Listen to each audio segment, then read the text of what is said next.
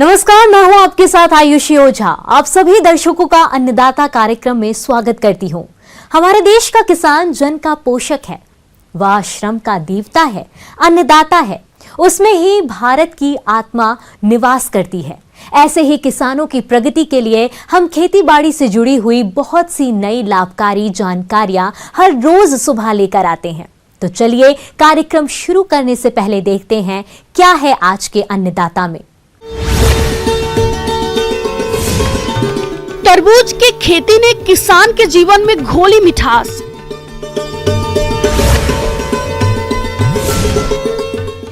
शहतूत की खेती है बेहतर आय का जरिया। तरबूज की खेती ने किसान के जीवन में घोली मिठास। तरबूज खाने में जितना मीठा है, इसकी खेती भी किसानों को उतनी ही फायदे का सौदा साबित हो रही है।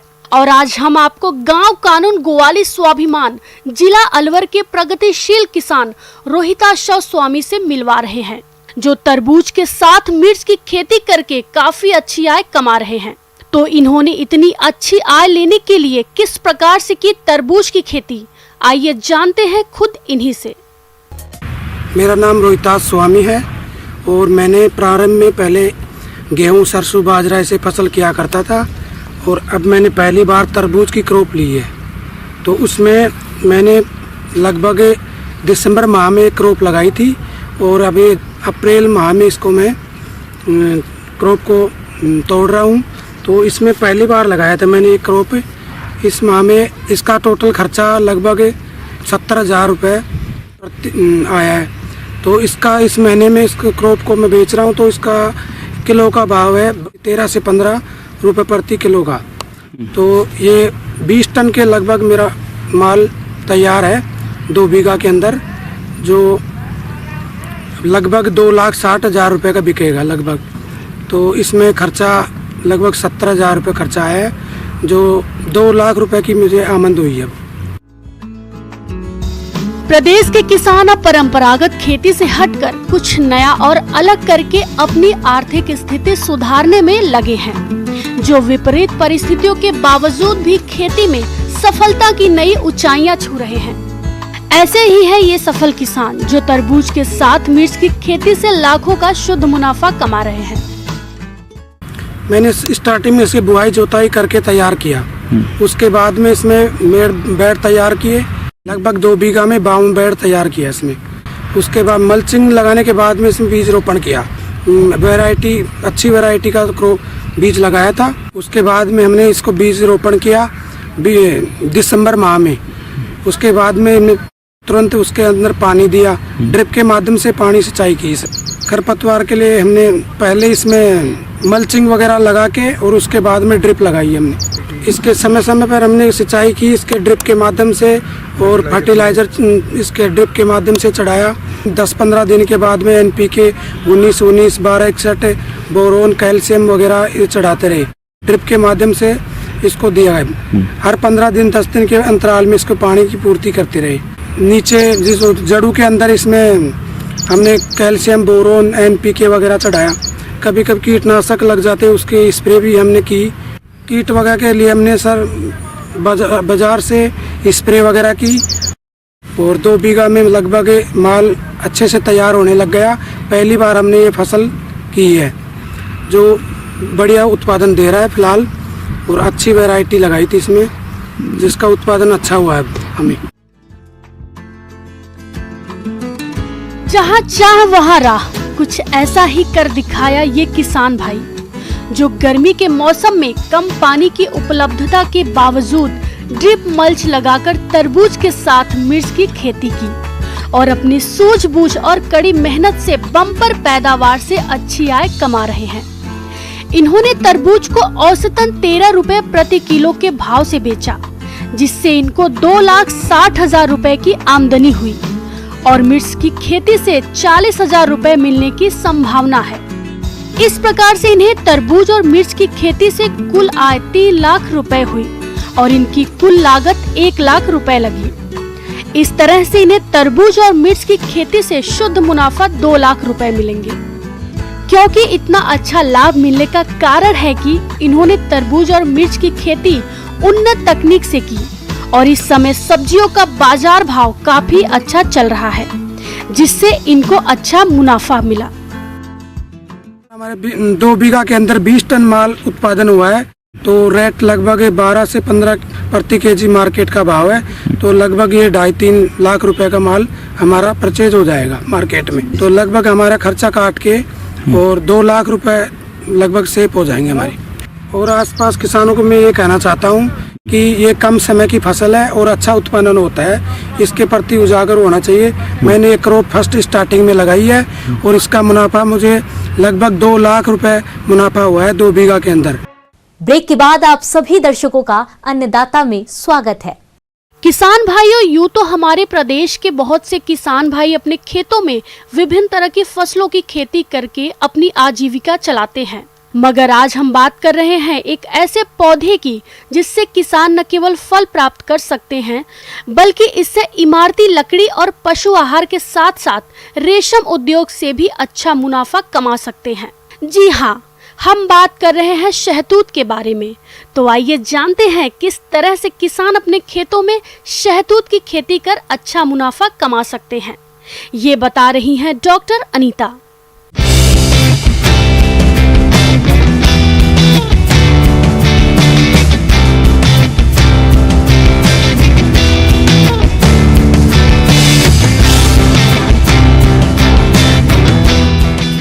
तो हम आपको बताते हैं कि सबसे पहले जो ये शहतूत है, ये मैदानी इलाकों से लेकर ये आपका हिमालयन रीजन तक, आपके हाई हिल्स तक हो सकता है। शहतूत एक फल है। इसका वृक्ष छोटे से लेकर मध्यम आकार का होता है और यह बहुत तेजी से बढ़ता है। तो हमारे जो किसान भाई इसकी खेती करना चाहते हैं, उन्हें इसकी खेती के लाभों के बारे में समझना होगा, जिसके बारे में आइए जानते हैं। तो सबसे पहले जो आपके शहतूत के फल, आपके जो शहतूत के फल वो खाने में बहुत ही स्वादिष्ट होते हैं और आप इनको शुगर के लिए यूज़ कर सकते हैं और ये एंटीऑक्सीडेंट भी होते हैं। तो ये आपको बाज़ार में भी मिल जाएंगे, लेकिन गांव में जो होंगे आपके फ्रेश फ्रूट और बिना खाद वाले फ्रूट जो आपको शहतूत के आपको मिल सकते हैं। दूसरा जो इसका उपयोग कर सकते हैं हम, वो करते हैं हम इसका चारे के लिए। किसानों के लिए जो शहतूत का चारा गर्मियों के मौसम में सबसे अच्छा चारा है और इसमें जो आपका क्रूड प्रोटीन की मात्रा है वो भी अधिक मात्रा में पाया जाता है। तो आप इसको गर्मी के मौसम में जब आपका और सारा चारा ख़त्म हो जाता है, तो उस वक्त आप शहतूत का आप इसको इस्तेमाल कर सकते हैं इसको चारे के लिए। फिर आप इसका तीसरा यूज जो आता है उसका, वो है आपका सेरिकल्चर में, रेशम उद्योग में, जो कि सबसे फ़ायदेमंद उद्योग है इस वक्त, कि आप इसके ऊपर रेशम के कीड़ों के लिए ये सबसे अच्छा भोजन माना जाता है शहतूत, जो कि आपका वाइट मलबरी भी हो सकता है, ब्लैक भी हो सकता है। तो शहतूत के कीड़े को आप इस पर पालकर इससे आप अच्छी इनकम प्राप्त कर सकते हैं। फिर आपकी जो इसकी लकड़ी है उसको भी आप, क्योंकि इसमें इंसेक्ट कम लगता है, तो इसको आप हमारे जो लोग फर्नीचर बनाने में यूज़ कर सकते हैं, या फिर आप इसके बर्तन भी बना सकते हैं। किसान भाइयों, शहतूत कम समय और कम लागत में तैयार होने वाला पौधा है, इसलिए जो किसान भाई इसकी खेती करना चाहते हैं तो उन्हें इसकी खेती करने के कुछ महत्वपूर्ण पहलुओं को समझना होगा, जिसके बारे में आइए जानते हैं। तो शहतूत की जो खेती के लिए आपको इसकी कटिंग्स सबसे अच्छी चलती है। आप इसका बीज का इस्तेमाल भी कर सकते हैं। इस शहतूत के जो किस्में हैं आपके जो मैदानी इलाकों में है, वो आपका वाइट मलबरी, जिसको आप मोरस अल्पा के नाम से जानते हैं, और जो आपके ये काला शहतूत, ठीक है, ब्लैक आपका जो है, उसको भी आप लगा सकते हैं। तो आपके जो मैदानी इलाकों में जो रेशम उद्योग में है, वो मोरस अल्पा वाइट शहतूत जो है सबसे ज़्यादा उपयोग होता है।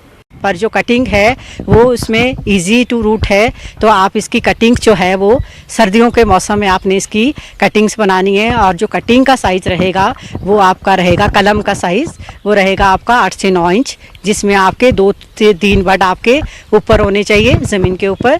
और इसमें आपने जो कटिंग है वो आपकी जो पेंसिल साइज़ का, बहुत मोटी कटिंग नहीं लेनी है और बहुत पतली भी नहीं लेनी है, मीडियम साइज़ की कटिंग लेनी है। और उसको आपने सर्दियों के मौसम में जनवरी फरवरी के महीने में आपने वो कटिंग्स लगानी है, 15 जनवरी के बाद। और उसके बाद उसकी कटिंग को लगाकर आपने इनको अच्छे से जो मिक्सचर बनाना है वो आपने गोबर का या रेत भी डाल सकते हैं अगर आपके पास हल्की मिट्टी नहीं है, और अगर हल्की मिट्टी है तो आप गोबर और मिट्टी का इस्तेमाल कर सकते हैं, नहीं तो आप उसमें रेत का इस्तेमाल भी कर सकते हैं। तो उसमें आपको कटिंग लगानी है, कटिंग आसानी से हो जाती है। उसके बाद आपने उसमें लगातार इसमें आपने पानी देना है, वो सूखनी नहीं चाहिए कटिंग। आपके थोड़े टाइम के बाद इसमें आपके बड निकलने शुरू हो जाएंगे, तो आपने, क्योंकि हो सकता है हर बड से आपके नई शूट आ जाए, तो आपने एक ही शूट को मेंटेन करके रखना है उसमें जब तक कि आपका पूरा पौधा तैयार ना हो जाए। ये पौधा जब तैयार हो जाए तो बरसात के मौसम में आपने इसकी प्लांटिंग करनी है आपके अपने खेतों में। खेतों में आप इसको आपके बंड पर भी लगा सकते हैं, खेतों के किनारों पर लगा सकते हैं, जिससे कि आप इसका और खेत का आप अच्छे से इस्तेमाल कर सकें। और अगर आपके पास बीच में जगह है तो आप इसको आप इन खेतों के बीच में लगा सकते हैं। तो आपने जो भी प्लांटिंग करनी है वो बरसात के मौसम में करनी है, ताकि इसको बारिश के टाइमर जिससे इसमें पानी की कमी ना आए। फिर आप इसमें जो बंड्स में आपके जो आपकी दूरी रहेगी वो 5 से 6 मीटर की दूरी पर आप इसको लगाएं, क्योंकि जो इसका क्राउन का स्प्रेड है वो ज़्यादा रहता है, जिससे आपको, अगर आप इसको चारे के लिए या आप रेशम उद्योग में इसको यूज़ कर रहे हैं, तो आप इसको आसानी से आपको इससे आपके इसके पत्ते अच्छे से इसमें डेवलप हो जाए और बड़ा पत्ता आपको मिले।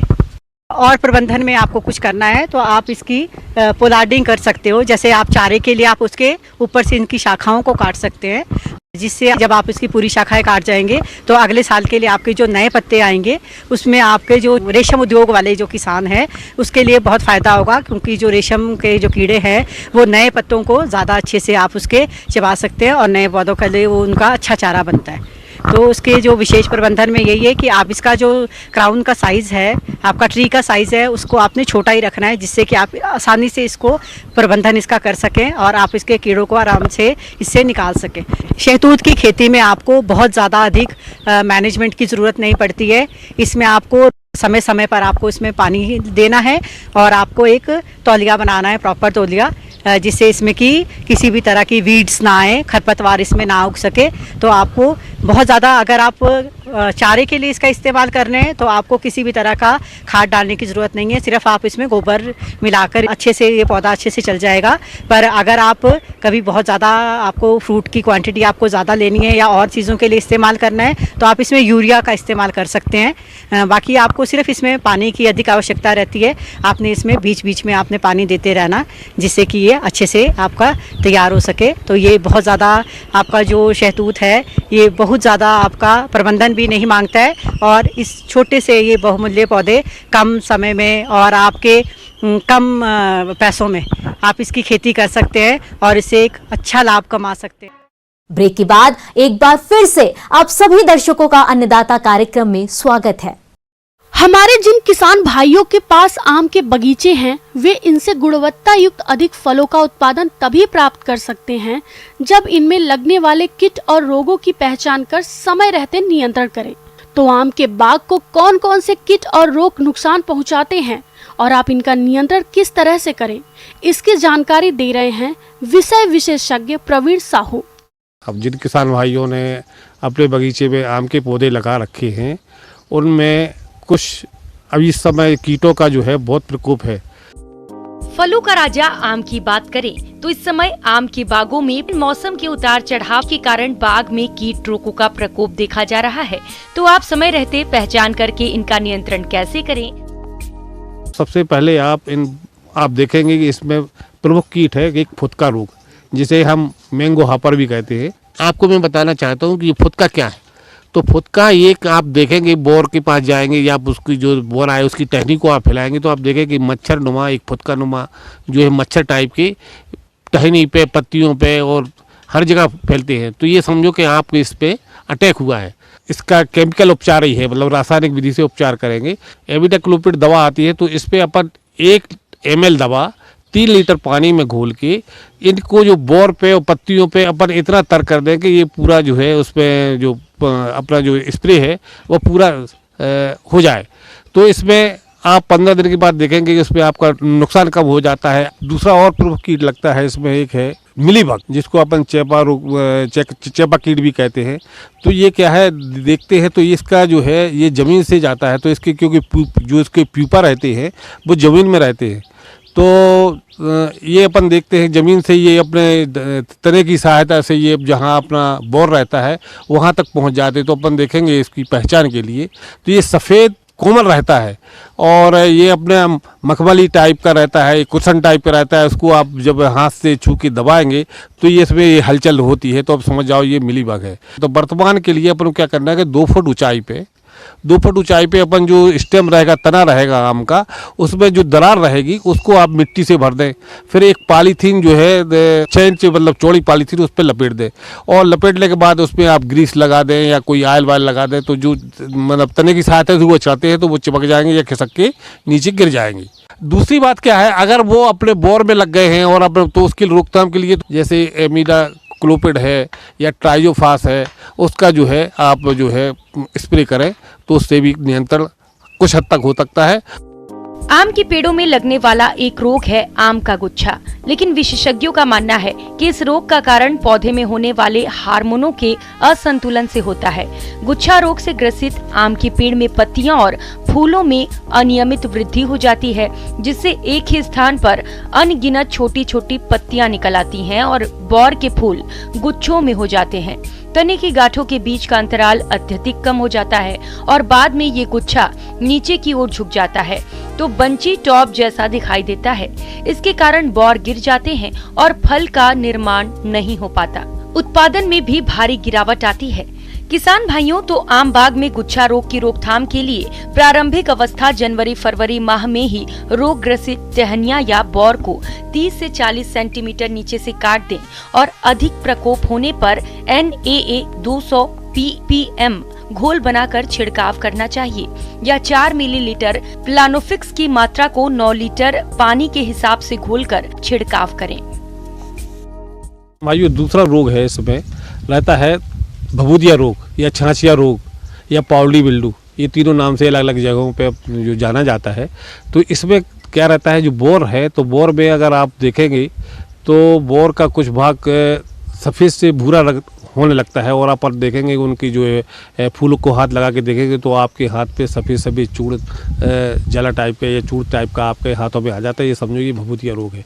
तो इसकी रोकथाम के लिए आपकी कोई भी सल्फर युक्त दवा का स्प्रे कर सकते हैं। जैसे घुलनशील गंधक है, 3 ग्राम प्रति लीटर 3 ग्राम सल्फर घुलनशील सल्फर प्रति लीटर पानी में घोल के उसका स्प्रे कर दें, या सल्फर युक्त कोई भी दवा है आप उसका स्प्रे कर सकते हैं और ये भभूदिया रोग से आप इसका निदान पा सकते हैं।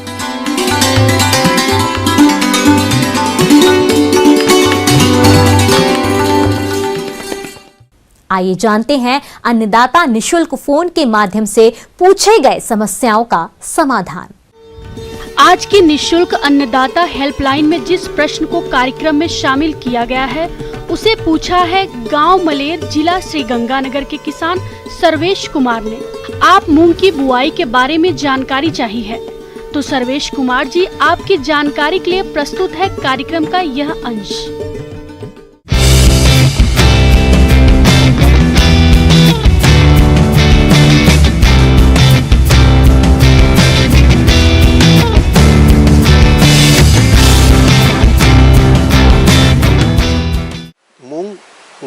गर्म में भी किया जा सकता है और खरीफ सीज़न में भी किया जा सकता है। इसके लिए खेत कैसे तैयार करते हैं, खेती तैयार करने के लिए सबसे पहले उसको कल्टीवेटर से एक चांस हम लोग उसको जुताई करा लेंगे और दूसरा उसका रोटावेटर के माध्यम से उसको तैयार कर लेंगे। इसके साथ ही उसमें 60 से 70 कुंटल गोबर की सड़ी हुई खाद मिट्टी में मिला दें और खेत को अच्छे से तैयार कर लें।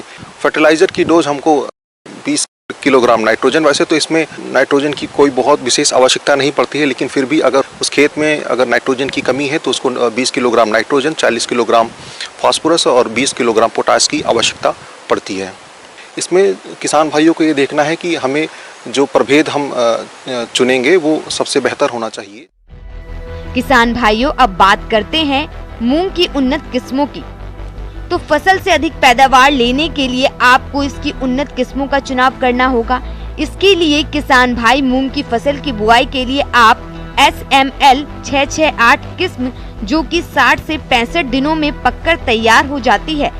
इसके अलावा आप IPM 23 पूसा बैसाखी के 851 जमुनोत्री, जिसे गंगा 1 के नाम से भी जाना जाता है, इन उन्नत किस्मों का चयन करके आप इसकी बुआई कर सकते हैं।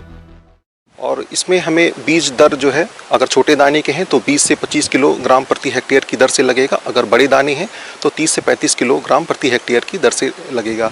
इसमें जो देखने वाली विशेष बात यह है कि इसका बीजोपचार भी हमको देखना है।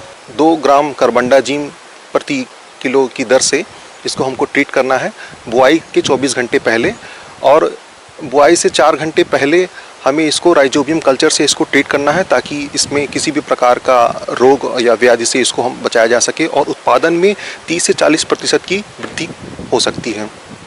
और हमें इसकी दूरी जो है, हमें पौधे से पौधों की दूरी जो है 5 सेंटीमीटर रखना है, और पंक्ति से पंक्ति की दूरी 30 सेंटीमीटर होनी चाहिए। बुआई के 20 से 25 दिनों में हल्की निकोनी कर लेनी है, और इसमें प्रॉपर जो है मॉइस्चर भी इस खेत में मेंटेन रखना पड़ेगा किसान भाइयों को। यदि उसमें और भी किसी प्रकार की समस्या आती है तो अपने नज़दीकी कृषि विज्ञान केंद्र के वैज्ञानिकों से संपर्क करके उससे जो भी समस्या है उसका वो निवारण वहाँ से प्राप्त कर सकते हैं।